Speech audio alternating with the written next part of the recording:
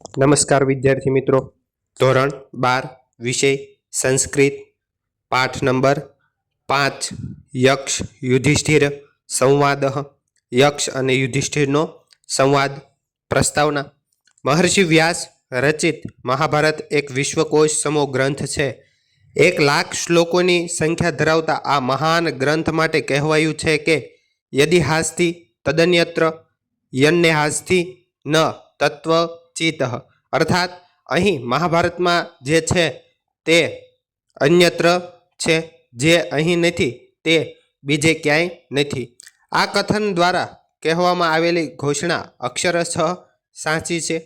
આ ઉપરાંત એક બીજી બાબત પણ ધ્યાન પાત્ર છે. મહાભારતમાં વિષય વસ્તુનું પ્રસ્તુતિકરણ વૈવિધ્યસભર છે. સામાન્ય રીતે મહાભારતનું સમગ્ર કથાનક સંવાદાત્મક છે. જુદા જુદા પ્રસંગને અનુરૂપ જુદા જુદા પાત્રો વચ્ચે રચાયેલા વિવિધ સંવાદો પૈકી યક્ષ અને યુધિષ્ઠિરનો સંવાદ પ્રસિદ્ધ છે. મહાભારત વન પર્વ અધ્યાય 312, 313, 314 આ સંવાદની પૃષ્ઠભૂમિ કંઈક આ પ્રકારે છે. વનવાસી જીવન જીવતા પાંડવો એકવાર કોઈ વૃક્ષ નીચે વિશ્રામ કરી રહ્યા હતા. તે દરમિયાન તરસ લાગતા પીવાનું પાણી લેવા માટે નકુલ અને સહદેવને મોકલવામાં આવ્યા છે. ઘણો સમય પસાર થયો છતાં એ પાછા આવ્યા નહીં, એટલે અર્જુનને અને તે પણ પરત ન આવતા ભીમને મોકલવામાં આવ્યો. ઘણો સમય થયા પછી ભીમ પણ પાછો આવ્યો નહીં, એટલે યુધિષ્ઠિર સ્વયં જાય છે. સરોવરના કિનારે પહોંચીને યુધિષ્ઠિર પોતાના ચારેય ભાઈઓને અચેતન પડેલા જોઈ આશ્ચર્ય પામે છે. મૂર્છિત થયેલા જોઈ છે, અચેતન થયેલા જોઈ છે. યુધિષ્ઠિર જ્યારે સરોવરના જળને લેવાનો ઉપક્રમ કરે છે ત્યારે અદૃશ્ય રહેલા કોઈ યક્ષ તેને રોકે છે અને જણાવે છે કે આ બધા તમારા ભાઈઓને મેં જ અચેતન કર્યા છે. તમારે પણ આ સરોવરનું પાણી લેવું હોય અને ભાઈઓને સચેતન કરવા હોય તો મારા પ્રશ્નોના ઉત્તર આપો. યુધિષ્ઠિર સંમત થાય છે અને એ સમય યક્ષની સાથે જે સંવાદ રચાય છે તે યક્ષ યુધિષ્ઠિર સંવાદના નામે પ્રસિદ્ધ થાય છે.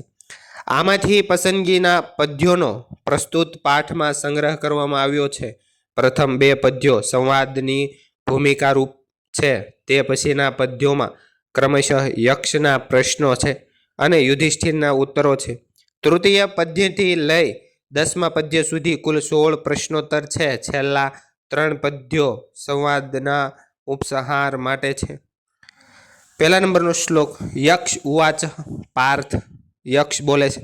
પાર્થ, મા સાહસમ કાર્ષ્યામિ મમ પૂર્વ પરિગ્રહ પ્રશ્નાત ઉક્તવા તુ કૌન્તેય તતઃ પીબ હરસ્વ છ.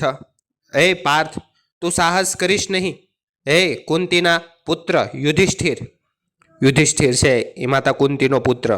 મારા પ્રથમના અધિકારને માન્ય કરતા મારા પ્રશ્નોના ઉત્તર કહીને પછી તું જળ પી અને લઈ જા. યુધિષ્ઠિર ઉવાચ. યુધિષ્ઠિર બોલ્યો. ન સાહસમ કામ્યે યક્ષ તવ પૂર્વ પરિગ્રહમ યથા પ્રજ્ઞમ તું તે પ્રશ્નાત પ્રતિવ્યક્ષ્યામિ પૃચ્છ મામ. હે યક્ષ, હું તારા પૂર્વથી થયેલો અધિકારને ઈચ્છતો નથી. હું તારા પ્રશ્નોના બુદ્ધિ પ્રમાણે ઉત્તર આપીશ. તું મને પૂછ. યક્ષ ઉવાચ.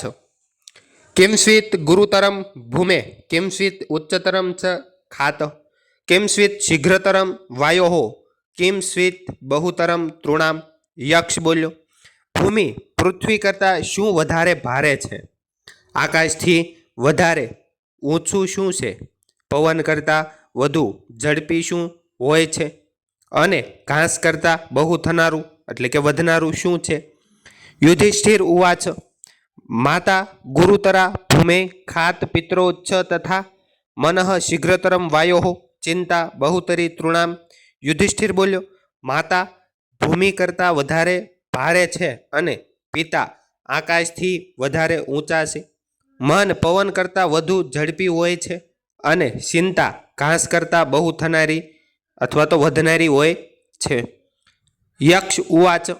કિંસ્વિત પ્રવસને મિત્રમ કિંચિત મિત્રમ ગૃહે સતઃ આતુરસ્ય ચ કિમ મિત્રમ કિંચિત મિત્રમ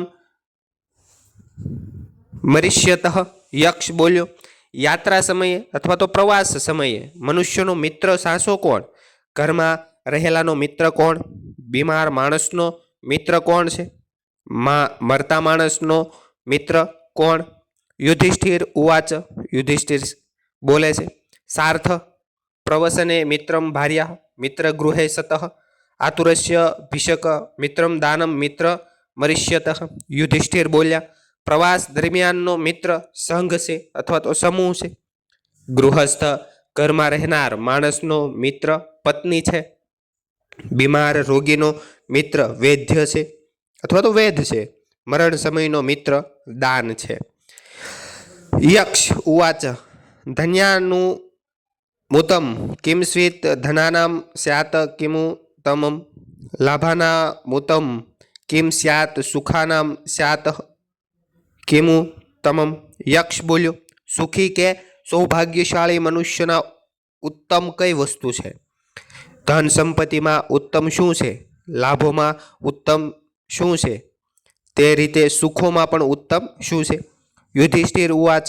ધાન્યાનુમુતમ દાક્ષમ ધનાનામ મુતમ શ્રુતમ લાભાનામ શ્રેષ્ઠમારોગ્યમ સુખાનામ તૃષ્ટિ ઋતમાં. યુધિષ્ઠિર બોલ્યા, સુખી કે સૌભાગ્યશાળી મનુષ્યોમાં ઉત્તમ દક્ષતા છે, એટલે કે દક્ષા આપવી જોઈએ, દક્ષી દેવું જોઈએ. ધન દોલતમાં ઉત્તમ જ્ઞાન છે, લાભોમાં ઉત્તમ આરોગ્ય છે અને સુખોમાં ઉત્તમ સંતોષ છે. યક્ષ ઉવાચ. પ્રિય વચનાવાદી કિમ લભતે વિમુષ કાર્યકરઃ કિમ લભતે બહુમિત્રકરઃ કિમ લભતે ધર્મરતઃ કિમ લભતે કથયઃ. યક્ષ બોલ્યા, પ્રિય વચન બોલનાર શું પ્રાપ્ત કરે છે? વિચારપૂર્વકનું કાર્ય કરનાર શું મેળવે છે? ઘણા બધા મિત્રો બનાવનાર શું પામે છે? અને ધર્મપરાયણ મનુષ્ય શું મેળવે છે તે કહો. યુધિષ્ઠિર ઉવાચ. પ્રિય વચનાદિ પ્રિયો ભવતી વિમૃષ્ટિ કાર્ય કરો અધિકમ જયતિ બહુમિત્રકરમ સુખમ વસતે યશ્વ ધર્મરતઃ સ ગતિમ લભતે. યુધિષ્ઠિર બોલે, પ્રિય મધુર વચન બોલનાર પ્રિય બને છે અથવા તો વહાલો બને છે. વિચારપૂર્વકનું કાર્ય કરનાર વધુ જય પામે છે અથવા તો વિજય પામે છે. ઘણા બધાને મિત્રો બનાવનાર સુખેથી રહે છે. ધર્મપરાયણ મનુષ્ય સદગતિ પામે છે. યક્ષ બોલ્યા, વ્યાખ્યાતઃ પુરુષો રાજન યશ્વ સર્વધની નરઃ તસ્માત ત્વમેકમ ભ્રાતॄણામ યમિચ્છસી સ જીવતું. યક્ષ બોલ્યા, બધા પ્રાણીઓ જેનું ધન છે તેવા સર્વ રીતે ધનિક એવા હે રાજન, તમે સરસ વ્યાખ્યા આપી છે.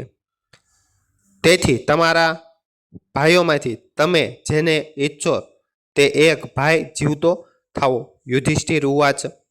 આનુશંસયમ પરૌ ધર્મ પરમાર્થાચ્છ મે મતમ આનુશંસયમ ચિકિત્સામી નકુલો યક્ષ જીવતું.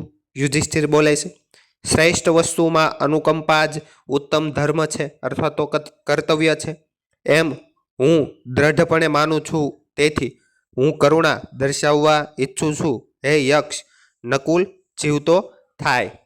યક્ષ ઉવાસ. તસ્ય તેર્થાંચ કામાચ્છ આનુષ્યમ પરમ મતમ તસ્માત તે ભ્રાતરઃ સર્વ જીવંતુ ભરત વર્ષે.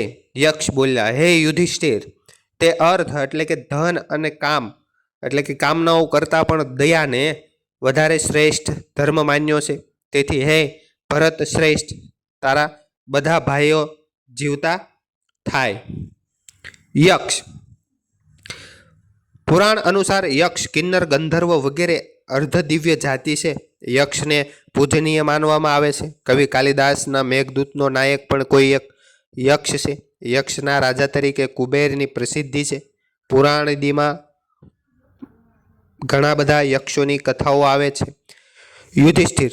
યુધિષ્ઠિર કુરુકુળના રાજા પાંડુ અને કુંતીનો પુત્ર છે. તેના અર્જુન, ભીમ, નકુલ અને સહદેવ એ 4 નાના ભાઈઓ છે. યુધિષ્ઠિર હંમેશા નીતિ ધર્મ સદાચારી આગ્રહ રહી છે. એમનો જન્મ યમ અથવા ધર્મમાં મંત્રમાં પ્રભાવથી થયો હતો, માટે તેમને ધર્મરાજ પણ કહે છે. વનમાં તેમણે યક્ષની સાથે સંવાદ કર્યો હતો. આ સંવાદ દરમિયાન યક્ષે પૂછેલા કૂટ પ્રશ્નોના ઉચિત ઉત્તરો આપ્યા હતા અને યક્ષને પ્રસન્ન કરી પોતાના ચારેય ભાઈઓને સજીવન કરાવ્યા હતા.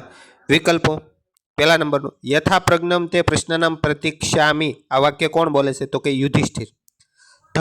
ધન સંપત્તિમાં ઉત્તમ શું છે? તો કે જ્ઞાન. તૃણથી ઘણી વધારે શું છે? ચિંતા. યુધિષ્ઠિર સૌપ્રથમ કોને જીવિત કરવાનું કહે છે? તો કે નકુલને. તો વિદ્યાર્થી મિત્રો, આપને વિડીયો ગમ્યો હોય તો લાઇક, શેર અને સબસ્ક્રાઇબ કરવાનું ભૂલતા નહીં. મળીએ આગળના વિડીયોમાં. આભાર. Thank you. ધન્યવાદ. સરળ સંસ્કૃત સાથે જોડાયેલા રહેજો. Thank you.